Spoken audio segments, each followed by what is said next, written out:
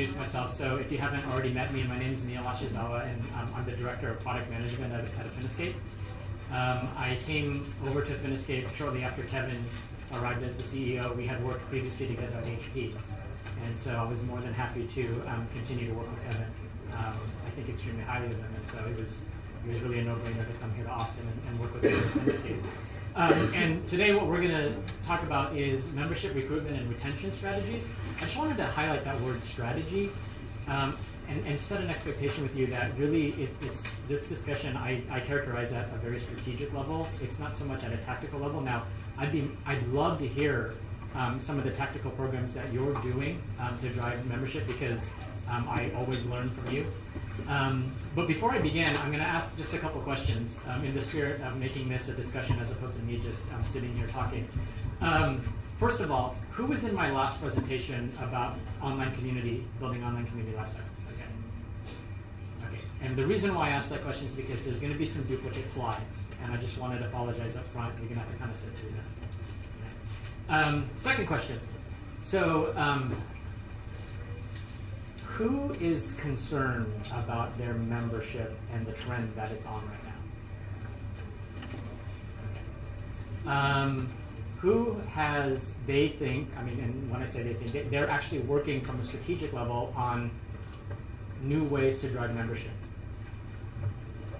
Okay, so what I'm hoping for is an interactive discussion, because what I said in the last discussion about building an online social network is that really at the end of the day, I learned so much from you, right? And I view Finiscape in a lot of ways as a hub, right, of the wheel, and you're all the spokes. And any time I can learn from you, it gives me the ability to also then pass it on to other partners. And if you have things that are working for you, love to know that. If you have things that you tried and didn't work, love to know that as well, because you never know when someone else may be thinking and trying something like that as well. So I really would like to have a discussion about this.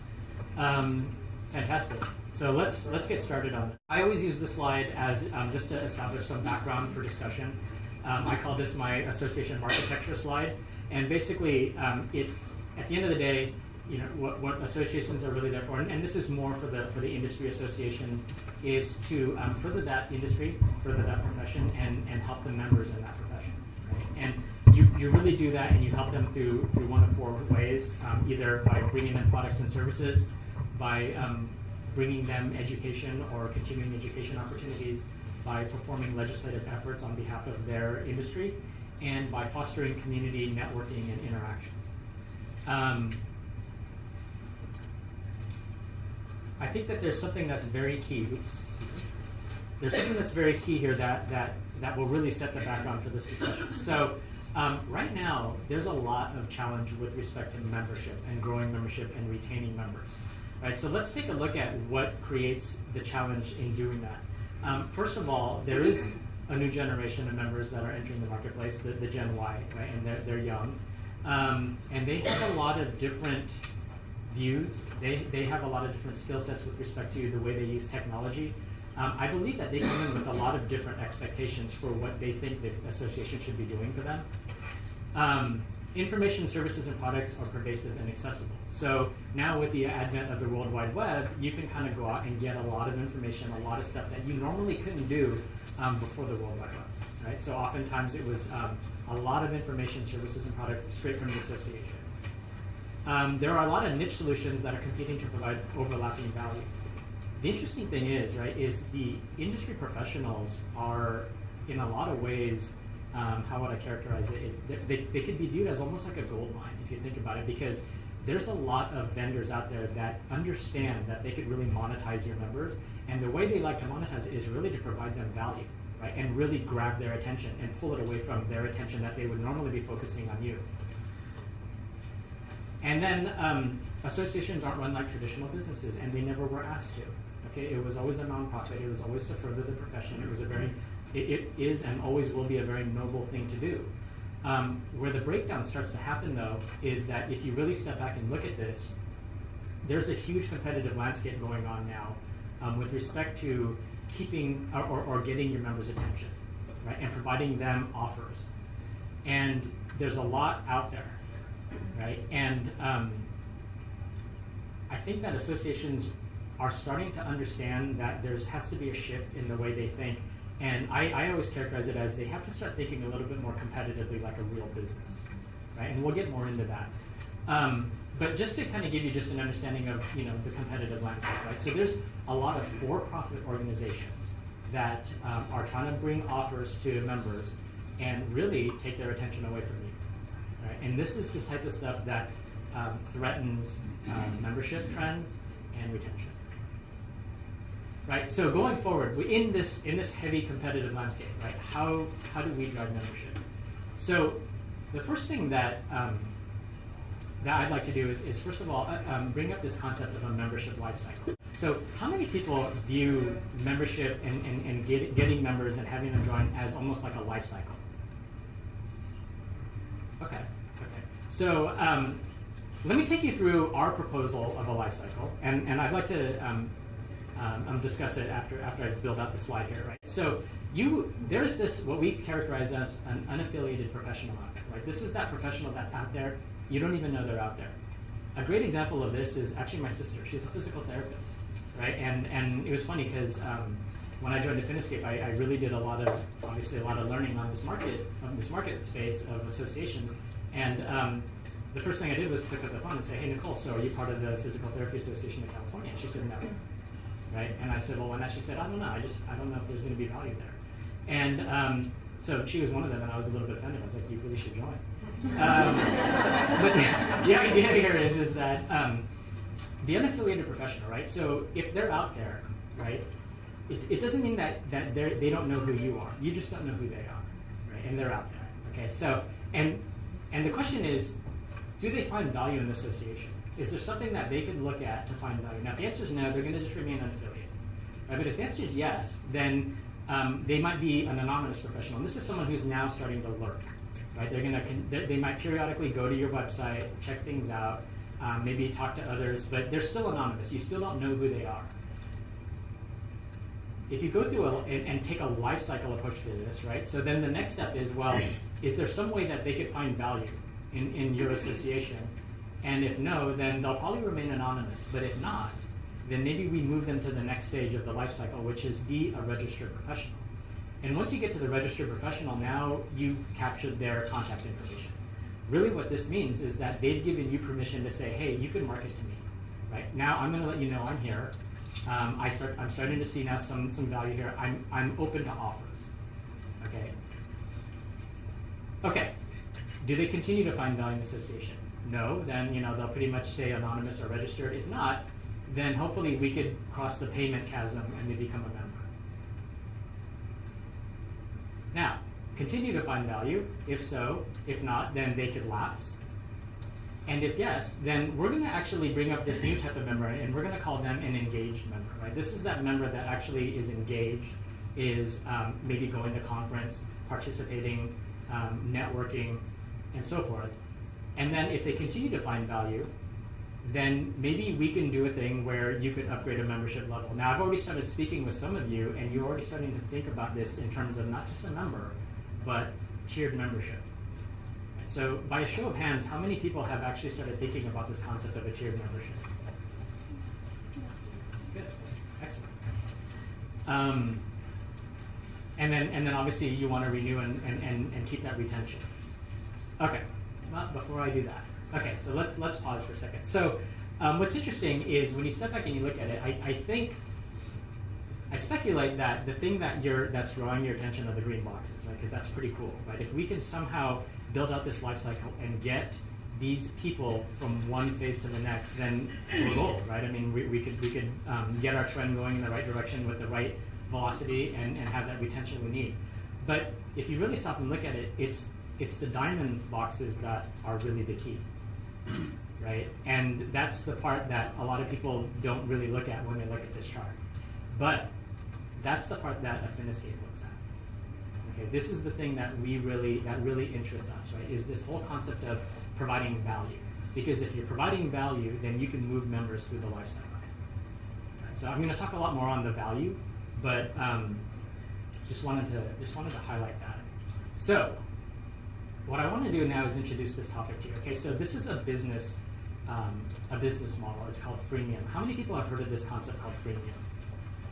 All right. Okay. So freemium. This is the freemium business model. Now, what it is it's a merging of the words free and premium, describing a business model which offers a product or service free of charge while charging a fee for advanced products or services. Okay. So here's what's interesting about freemium. Okay. So first of all, does anyone know if they're part of a freemium business model? So what's perfect, right? So LinkedIn is absolutely a freemium business model. It's all over the place. Okay, freemium business model has a lot of power. We'll get into it. Okay, but what's interesting is I'll give you an example. When I thought about having a talk about freemium, it was not something I started with. It was something I arrived at. And I'll tell you what I mean by that. So I mentioned it in my last presentation. We're launching a new service offering for our partners, and it's career resources. So if you've ever gone to monster.com, so first of all, by show of hands, how many people have a career center with us? That's a lot of hands. Great, fantastic. So if you go to monster.com or Career Builder, not only are there job postings there, but there's a place where it has career resources, and there's things like resume templates and white papers on interviewing techniques and how to manage your career. And there's a lot of these content resources to help you further your career. We wanted to actually build and bring more of that type of offering to our career center as well. So what we've done is we've built a partnership with a vendor called Talent Guard, and they actually specialize in building industry-specific career resources for members. And what we want to do is again, the model that Escape is always going to be doing is it's always going to be on behalf of you. The reason why I bring this up is because they actually have free content, and then they have this premium content, right? And this premium content has two types of prices. It has a member price and it has a non-member price, right? And the non-member price is drastically uplifted. Okay, so there's a lot of enticement to become a member if you're very interested in these career resources, right? So I won't pitch career resources anymore. I can tell you that if you're interested in it, Talent Guard has a little booth up there on this floor, and you could talk to Wendy. She could tell you more about it. We actually want to go live with that service, by the way, within the next month. But this is how I arrived at it, is I looked at that and I said, okay, so there's this free content, right, that people can then look at and potentially get value from. And this is people that we may not even know who they are, right? And this is where we started to understand, okay, well, there's really a life cycle here. And it really got me into investigating this freemium concept a lot more. So, the product. So, what's the product? It's you. I mean, view yourself as the product, right? So you, the association, are the product. So let unaffiliated or anonymous professionals try you out for free, right? And then provide products and or services for free. Let them derive value and get them hooked. And then provide premium products and or services which enable member and non-member pricing, which ultimately is going to drive dues and non-dues revenue, right? So can you see how, well, before I go into that, let's talk about free, the psychology of free. So clearly it's an emotional hot button. The beauty of free is that it reduces mental barriers, right? It actually makes people think that they have nothing to lose. Ultimately, because of that, it has potential to accelerate adoption. It has the potential to really, cast that net, get the people in the net, and then you can start to reel them in. How many people actually offer value products or services offerings that are actually free?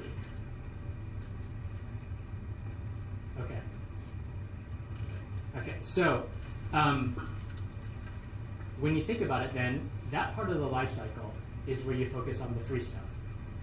Okay? And then that part of the life cycle is where you focus on the premium.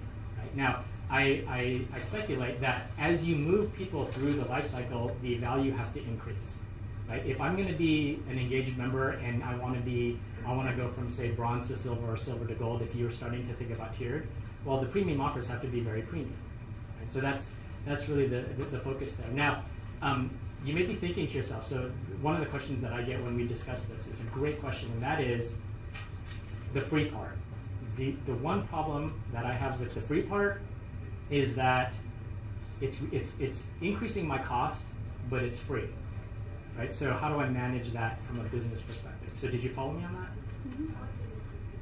Well, it could potentially be increasing cost, right? So if I'm focusing on the diamonds, right, and I'm providing value as an association, then that doesn't come for free, so to speak, from a cost perspective. There's going to be effort there. There may even be expenditure there, right? And I'll give you an example. So some of the white papers from Talent Guard, someone had to build those, right? And then you have to publish and put them out there. That's all time and cost. Now, if it's free, how am I bridging that gap? Right now, do I bridge it to the point? I mean, do I have so much faith in my membership lifecycle that I actually make all of it up in the premium part? That's one way to look at it.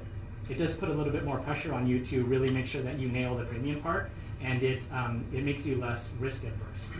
Okay, so one of the things that you want to focus on for free is really to reduce that risk. And let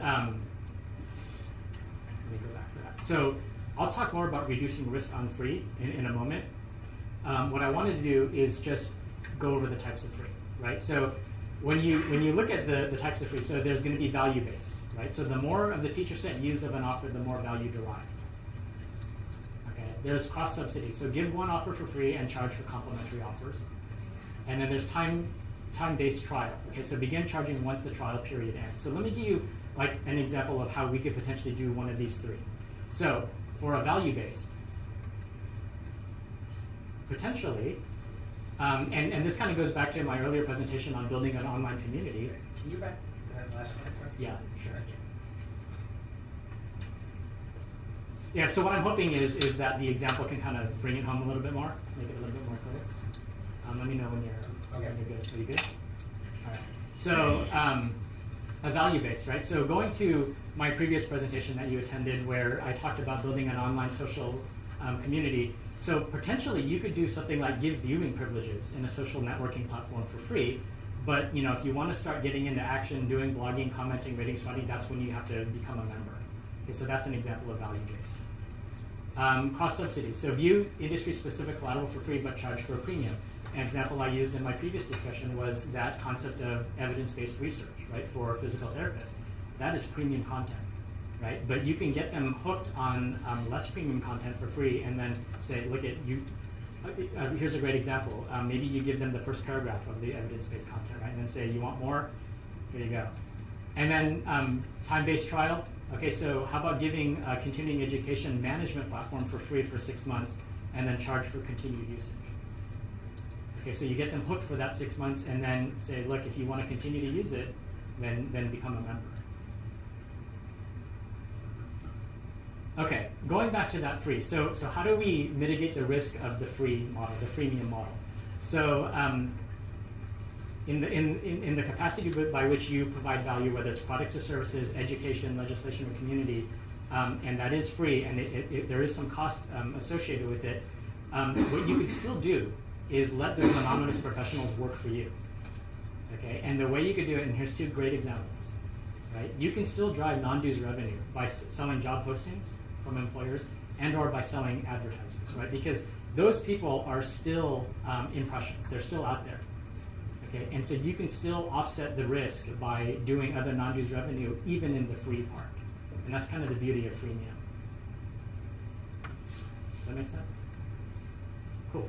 So, one of the last words on freemium. So, freemium only works if the free and premium offers are highly valued. Okay, so that's kind of the key here. Okay, so that's why those diamond boxes are so important. Right, is that you really have to nail the value. It doesn't work. It'll just fall apart without highly valued offers in those diamonds. Okay, so it requires you to really understand your industry, your members, what they really need. Human nature tends to undervalue offers before experiencing them. And that's why really when it comes to the entry price, the optimal one is either low or free. And value is the only way to get them to cross that payment chasm. Okay, that's the only way. So, summarizing freemium. Okay, so monetize the free part, their job posting and advertisements, but getting them on the hook, right? Getting on the hook to give you the ability to reel them in, and then provide that premium value so that you can monetize through more dues and non-dues revenue and continually increasing value. And again, I can't stress this enough, right? This type of model opens up a lot of space of possibility for you. I've already been talking to a few of you that are really starting to focus in on that tiered membership concept. right? And I speculate that that could absolutely be the future of the way you handle members moving forward. One of the things, though, is that the question may be, okay, how do I focus on those diamonds? Right? I mean, that is absolutely critical. Okay? And we realized that in my previous session, I showed from that one analyst survey that the main challenge for state-level associations is really just that insufficient staff, right? So how am I supposed to provide the value in those diamonds? And this is where Affiniscape really wants to help, okay? Because we recognize we're a technology vendor, and we recognize we provide you members 24/7 and members 360. But at the end of the day, what we also really want to do is help you with the diamonds, right? Because if you think about it this way, 360 is really more the green boxes, right? Managing your members. What are we going to help you do in those diamonds? So here's where the people who are in my previous presentations are going to see slides that you've already seen. So just to give you some history, right, of Affiniscape, we've always prided ourselves on trying to meet help you meet your challenges. And early on, when we first started, the challenge was I need a website presence. Moving forward, the challenge was then how do I manage my members online? And now really the challenge is what do I put in those diamond boxes, right, to move people through the membership lifecycle and increase my membership. So up until that point, it was good enough for us to be a software vendor. Now we really want to focus and be your value-added partner. So even going back to the opening keynote and the presentations from Adam and Kevin, we really want to be an extension of you and really design offers with you to put into those diamonds. So the introduction of this concept called a value chain. Okay, so the sequence of activities that an association undertakes to create value for their members. This is one of those things that we talk about competitive landscape. I can tell you right now that people that are competing to get the attention of the members absolutely know what a value chain is, right? Because that's how you're competitive. And so we want to help you understand this concept and help you to actually use it so that you could remain competitive as well and keep your membership. So here's an example of a typical value chain, right? And the idea here is that there's a lot of ways you could provide value to members, right? Okay. So what we want to do is partner with you on the vision and the definition requirements of the value that we want to bring to members. And one of the reasons why is because clearly you have your industry expertise, you have your domain expertise. But once we understand the vision and the definition requirements for the value, then what we'd like to do is help you with that staffing problem, right? Why can't Affiniscape just come in and help you complete the value chain? And in a lot of ways, we already do from a Members 360 perspective, or even from a Career Center perspective, right? So we can actually help with the technology, the software development, the marketing, the sales, and the delivery, and then we could just partner back up and kind of rejoice in the value that your members receive. So I want to give you an example. So how many people have heard of the Association Media Network? And I know that for some of you, I introduced it to you in my previous presentation. Okay, so this was that news flash that Nancy spoke to you about. And basically, here, let's talk about the vision. I'll take you through how the value chain works there, okay? So we launched the Association Media Network about 3 months ago, August, yeah. And so think of it this way. So here's the vision. Provide relevant and powerful news content to members and prospects. Okay, and then the definition requirements. So let's broker curated content from over 5,000 news sources. Terms and conditions. Now notice how the box turned blue, right? So this is where Affiniscape could help you. Affiniscape establishes underpinning contracts and terms with the news provider. Affiniscape partners with news provider, email marketer, and delivery network provider from a technology perspective. Affiniscape builds web pages into your website. Marketing, we brand the web pages so that it's from you. And it's a natural extension of your existing site. Sales, so the Affiniscape sales team sells advertising on your behalf. Website and e-launcher delivered to your members. And then at the end, the members are connected to powerful, relevant news content, and you receive non-dues revenue from the advertising. Okay, so can you see how this is actually a huge support for a freemium model? Right? This is one of those things where your members are getting this, they get to read this news content, and we're actually trying to mitigate the risk as well by doing some advertising. Let's take another look at a value chain. So this one is for Career Center, right? So provide career opportunities to members. Definition requirements. So broker employers to job seekers. terms and conditions. Finiscape establishes underpinning contracts and terms with employers. From a technology perspective, we actually deliver the job board software. And then we continue to enhance and build on that job board. Marketing perspective, Finiscape creates the job flashes and the association branded career pages. And the Finiscape sales team sells the posting on your behalf. Finiscape posts the jobs and sends the flashes, and then members are connected to opportunities, and you receive non-dues revenue from the job postings. Okay, so I wanted to show those two as examples because one of the things that Finiscape is really trying to do is again, value to the members, right? How do we get them through the membership lifecycle? How do we get them to, how do we get the anonymous and unaffiliated professionals to become registered and paying members? So, really the call to action is, let's partner to implement a freemium model to drive membership and increase revenue. What I want to do is I actually wanted to ask you a question. So I started the conversation by how many people are thinking about strategies, right, to drive membership. I'd like to hear, what are some of the strategies you have going? Is there something similar to freemium? Have you thought about it like that? Or do you have something else that you're also are going to be strategizing on or are going to try? We offer, we're a bar association in Los Angeles. We offer free membership to our brand new newbies for their first year. And they then receive as that free member all the premium services that a normal member gets, and then in the second year they have to pay. So that's very freemium. Also for law students, we offer them a very reduced, nominal amount, during which time they also receive all the premium services. Then when they graduate and pass the bar, they get the first year free, and then by their second year, then we expect them to be on board. So when you implemented that, have you seen an uptick in your member trend? Well, I think that we see an uptake in the extra products and services that we sell. Okay. I think that the new entities, once they get in and they start seeing some of the premium services, they are more likely to join a specific section for additional fees and more likely to buy the products and services than someone who was not engaged early in law school and as a new entity.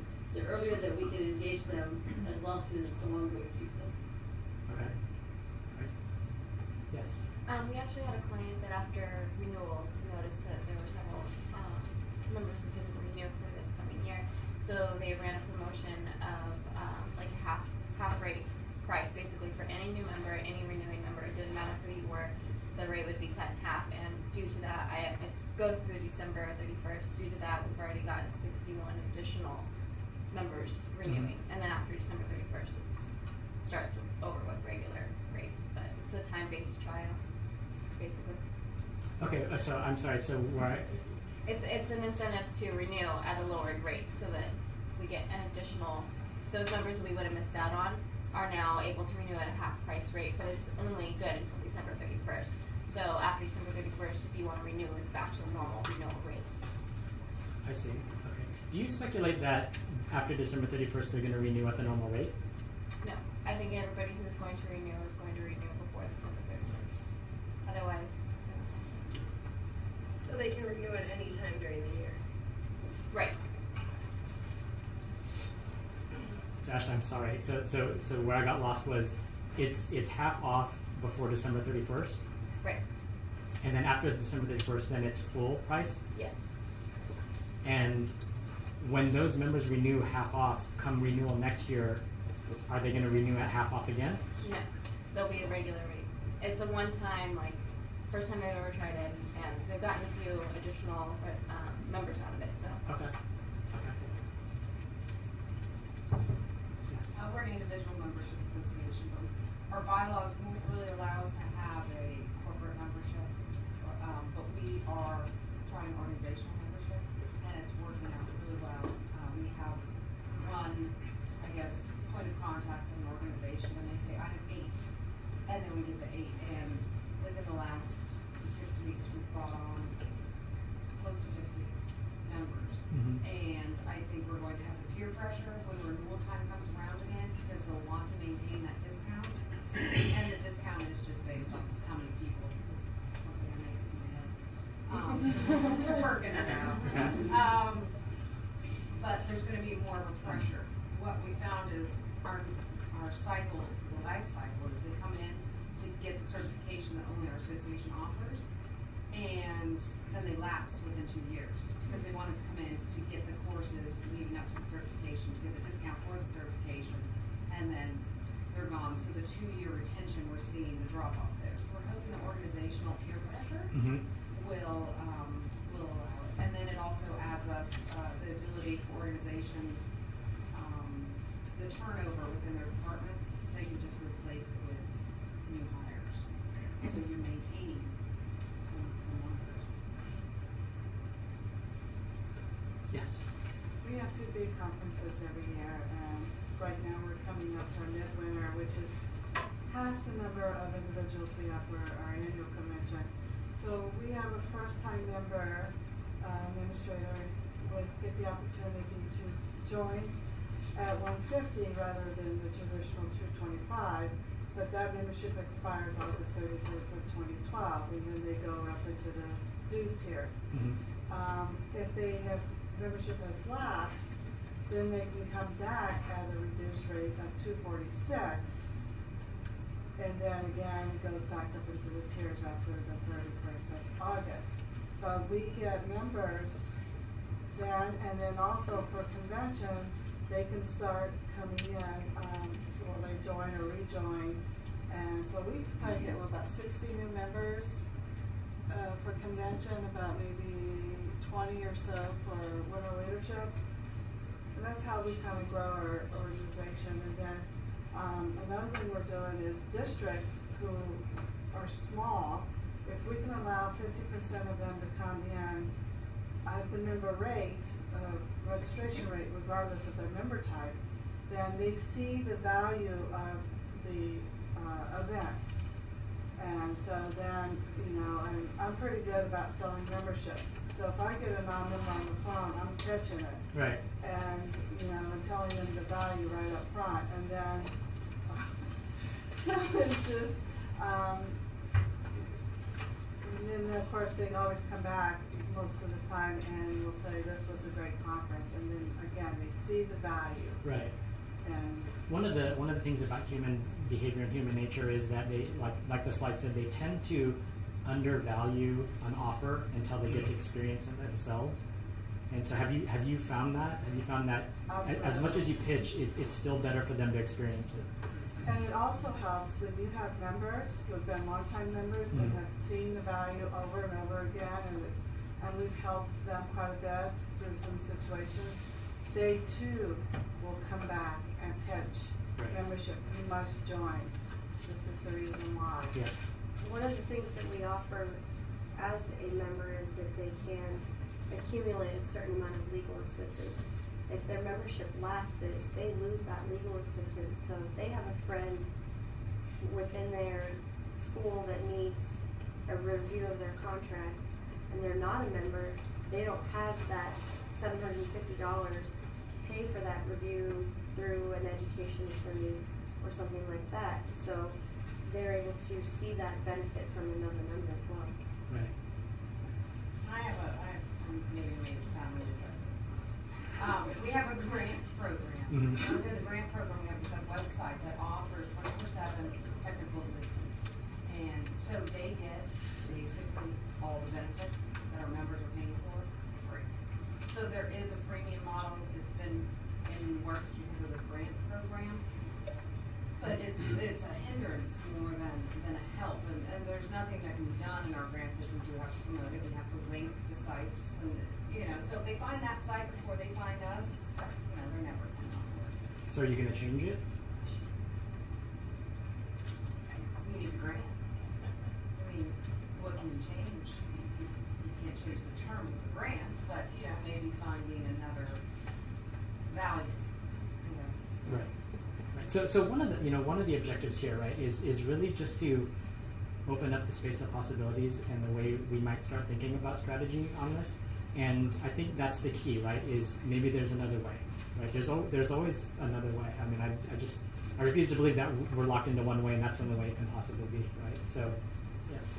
I'd be interested to hear if anybody or if you have any experience with like a loyalty reward. So instead of it being focused, because I think you can do different things, obviously for different members, you're always looking at attracting new members, but as far as the retention, how can you as an association reward loyalty? Has anybody done any kind of loyalty program like that, I guess? We did, when we decided to track, we tracked a 5-year member, 10-year member, 25-year member, and sent them all a little card acknowledging them for their achievement with a pin, and each of the pin indicated how many years they've been a member. And that was like 5 years ago, and now everybody's saying, okay, well, I'm still a member now. Now I get a 10-year pin, or I get a 15-year pin, so now we have to go through it again. So Are those the big things, and I don't think, because I'm of the generation where I would love a little pin. But I wonder, you know, the generation wise, is a pin going to mean anything to them? I wouldn't think it would. So is money more of an attractor in a loyalty program where you say, okay, if you've been a member and you renew timely for 5 years, we'll give you a 25% discount on your 6th year? I mean, would something like that be attractive? I think so for the Gen Y, and I'll tell you why. And by the way, I'm not a sociology expert, so it's kind of more speculation on my part. But they're growing up in an age where there's so much stimuli, you know, going after their attention, and I think that they're absolutely comfortable with the concept of I like to be on the receiving end of the value chain. I don't mind paying for it, but I better get the return on my money. Right, and so I'm fine with paying for it, but I demand my return, right? And I think that more the baby boomer generation wasn't so strict on that concept, right? It wasn't so much about I better get my return or there's gonna be heck to pay kind of thing, right? I think that this generation is a little bit more like that, but the good news about that though is that this generation is very open to receiving offers.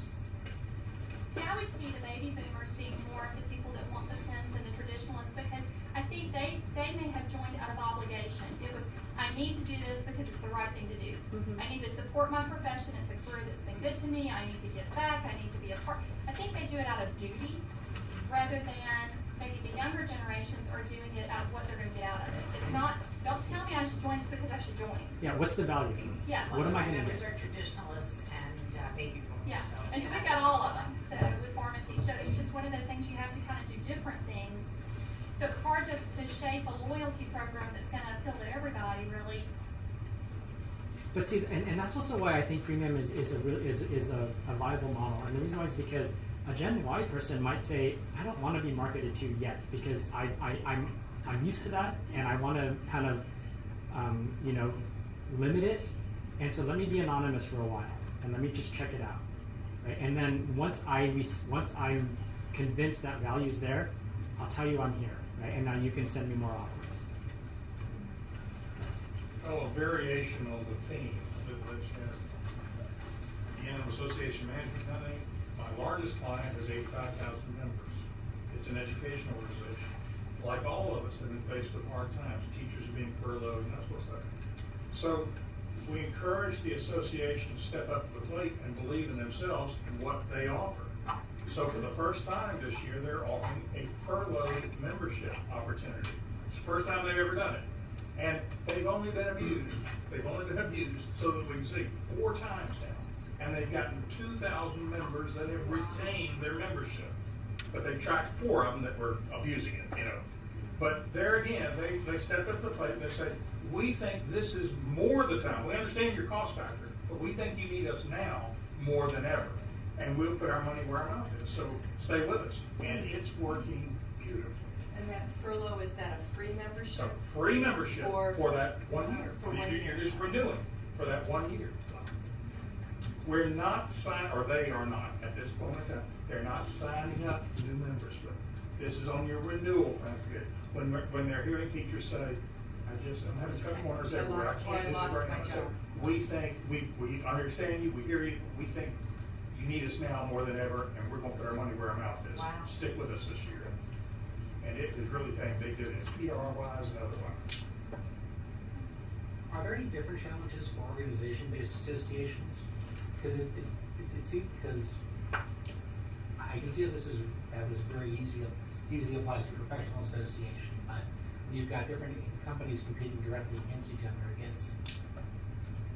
I can imagine there being more objections to, hey, why am I supporting this? Somebody else, you're freeloading on your system for a year. Right.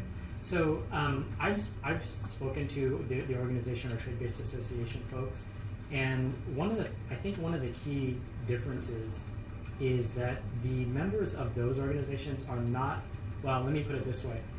The competitive landscape in those organizations is not nearly as intense. The two key things, and correct me if I'm wrong here, guys, right? So the two key things from a trade base is really the legislative effort you do on behalf of the organizations, as well as some continuing education that you have to do. And largely in the trade base, those two things, the competitive landscapes are not that intense. And so the value and the relevance of those organizations are not under as much fire. Okay, and again, this is relative. And so, I've asked a few of them, what's your member trends look like? And for the most part, they said, no, we're good. We're good, and we're doing a lot of legislative effort. We're doing a lot of continuing education. Not much, people are sticking with us. We're growing our membership. Now, I kind of throw that back at you. Does that seem like what's happening in those organizations, or are you under fire as well? I think that's this year. But when you're looking at certain organizations in terms of the demographics, is what are we doing about the next generation that's going to be taking advantage of our products and services? Mm-hmm. And that's the challenge is that the bank president or the senior lender is there. What about the junior lender and that person? And are they getting the resources for us? And I think a lot of we may have led on the social media as those folks because senior management says we're not going to have a Facebook page, you're not going to have access to social media and work with it. Well, they've got it someplace else on a smartphone, and they've got a different outlet, which we are going to find difficult to supplant as a food chain. Thank you for I that. don't have an answer for it. I was hoping you would respond. Oh, you can do it this way. Well, as Kevin kind of said in the earlier session, we don't have all the answers right now, but we'd absolutely love to design with you. Yeah, we'll design with you. How's that? Yes. I'm with Trade Association for Builders, and as we all know, the economy kind of went way down in 2006, 2007. And I swear for 3 years, 4 years, we've been saying, oh, it's going to get better, it's going to get better. And I think now, this year, the membership that we have is the people who are going to stick around. 07, 08, 09, we were dropping membership. And getting back to things that we've done to try to retain membership or get more members. Last year we did what we call a gift to give the last quarter of the year, and every one of our members got a little certificate. And the way we do things, we're a local association. You pay us for your local, state, and national dues, and then there's a little bit of profit for us. And what we did was took the $200 that we profit off of that for the current members if they brought in a new member. So anytime for that next year, they got $200 off of their dues. It helped, but the people that they brought in didn't seem to renew that next year. Okay, one final question? Just a point, I guess, is the legislative activities are more of the free side than the premium side because everybody benefits from that whether they're a member or not. Yes, yes, Right. I agree. Within the- I could say that in the architecture with the 4 boxes, the legislative box is the one that's under the least competitive fire. Right? If you look at products and services and community, those are the ones that are really in an intense competitive landscape.